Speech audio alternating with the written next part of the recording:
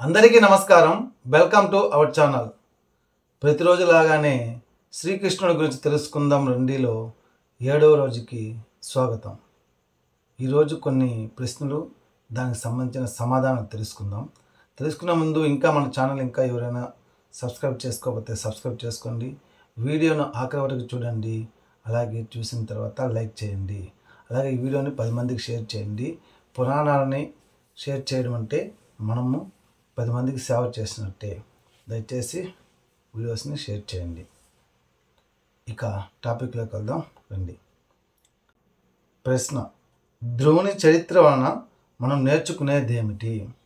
అంకిత భావం, భక్తి, క్రమశిక్షణ, విచక్షణ, స్థిర దీక్ష అను ఈ 5 గుణములు గలవారు ఆధ్యాత్మికత, లౌకిక ప్రపంచంలో దేనినైనా సాధించగలరని తెలియపరిచాడు.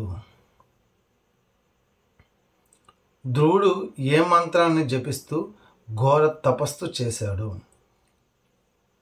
ఓం నమో భగవతే వాసుదేవాయ. మరొక ప్రశ్న: ధ్రువునికి ఈ మంత్రం ఉపదేశించినది ఎవరు? జవాబు: నారదుల మునేంద్ర గారు. మరొక ప్రశ్న: అంబరీషుని కథ నుండి మనం ఏమి నేర్చుకోగలం? తనను చంపుటకు ఒక రాక్షసుని సృష్టించి దుర్వాసుడు పంపిన అంబరీషుడు తనను కాపాడమని శ్రీహరిని వేడుకొనలేదు. అంతా భగవంత్ సంకల్పంకే వదిలేశాడు. సంపూర్ణ శరణాగతికి ఇది ఒక ఉత్తమోత్తమ నిదర్శనము. అంటే ఏం జరిగినా మన మంచికే అనే ఒక ఉద్దేశం అన్నమాట. అన్నిటినీ భగవంతుడి మీదకి తోసేశాడు.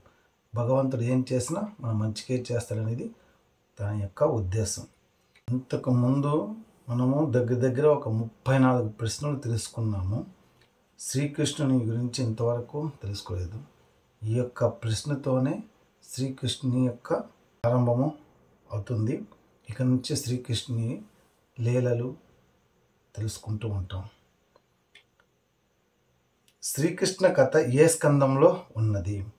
ఏకాదశ స్కందంలో ఉన్నది.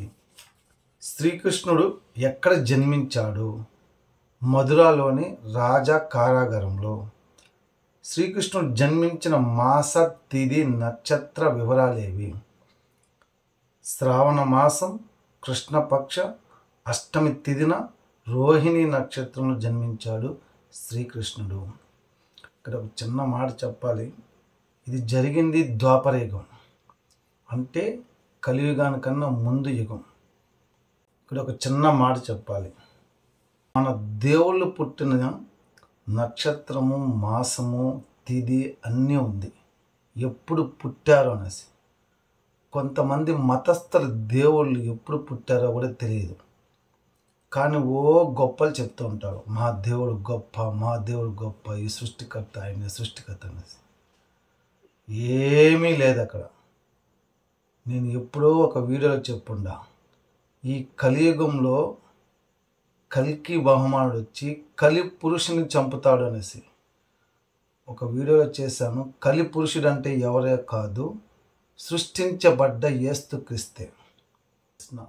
మధుర నుండి శ్రీకృష్ణుడిని ఎందుకు గోకులానికి పంపించారు? జవాబు: కంసుడి సోదరి దేవకి ఆమె అష్టమ సంతానం వల్ల కంసునికి మరణం సంభవిస్తుందని కంసుడిని ఆ శరీరవాణి హెచ్చరిస్తుంది. అందువల్ల దేవకి కలిగిన సంతానాన్ని నిర్దాక్షిణ్యంగా వధిస్తూ ఉండేవాడు కంసుడు. ఈ ప్రమాదం నుండి తప్పించడానికి దివ్య శిశువైన శ్రీకృష్ణుని మధుర నుండి గోకులానికి తరలించారు. మరొక ప్రశ్న: కంసుడు ఎందుకు శ్రీకృష్ణుని ద్వేషించాడు? తన సోదరి దేవకికి గర్భంలో జన్మించిన అష్టమ శిశువు వల్ల తన మరణం తథ్యమని తెలుసుకున్న కంసుడు శ్రీకృష్ణుని ఎడల ద్వేషం పెంచుకున్నాడు. కృష్ణుని ఎక్కడికి తీసుకుని వెళ్ళారు? వేపల్లెకు. కృష్ణుని కన్న తల్లిదండ్రులు ఎవరు? దేవకి, వసుదేవులు. కృష్ణుని పెంచిన తల్లిదండ్రులు ఎవరు? యశోద, నందనులు. మరొక ప్రశ్న: దివ్య బాలుడైన దేవకి నందనునకు కృష్ణుడని పేరు ఎవరు పెట్టారు? గర్గ మహాముని. మరొక ప్రశ్న, కృష్ణుడి పేరులోని అంతరార్థమును స్వామి ఎట్లా వివరించారు? అంటే కృష్ణుడి యొక్క పేరును. జవాబు, కర్షతీతి కృష్ణ, సర్వులను ఆకర్షించువాడు. కృష్యతీతి కృష్ణ, భక్తుల హృదయ భూములను సాగు చేయువాడు. కుష్యతీతి కృష్ణ, సర్వులకు ఆనందం నిచ్చువాడు. కృష్ణుడి యొక్క పేరుకి అర్థాలు ఇవంట. ఈ రోజుకి ఇది చాలండి. మరొక రోజుకి మరికొన్ని ప్రశ్నలు దాని సమాధానం తెలుసుకుందాము. అంతవరకు జై కృష్ణ, భారత్ మాతాకి జై.